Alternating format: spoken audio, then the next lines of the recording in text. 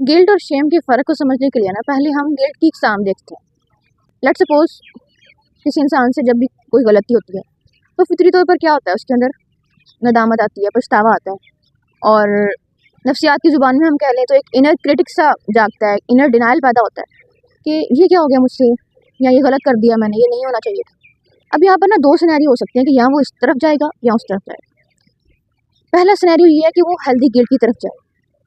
Healthy guilt के scenario में वो क्या करेगा कि वो उस वक्त ही पछतावे में जाएगा, नफरत महसूस करेगा गुनाह से, और कुदरती तौर पर ना वो नॉर्मलाइज होने की कोशिश करेगा कि मैं अपनी इस कैफियत को ठीक करूं। हेल्दी कोपिंग मैकेनिज्म की तरफ जाएगा, अपनी गलती को सुधारने और इम्प्रूव करने की कोशिश करेगा। ये तो हो गया हेल्दी गिल्ट।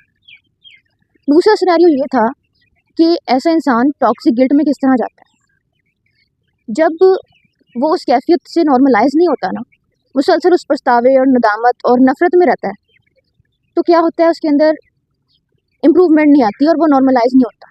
इसको कहते हैं अनहेल्दी कोपिंग मैकेनिज्म।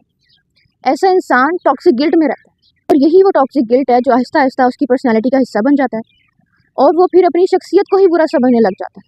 इसी को हम कहते हैं शेम। शेम में इंसान अपने आप को बुरा समझता है, गुनाह को बुरा समझने की बजाय। So this is the basic difference between guilt and Shem.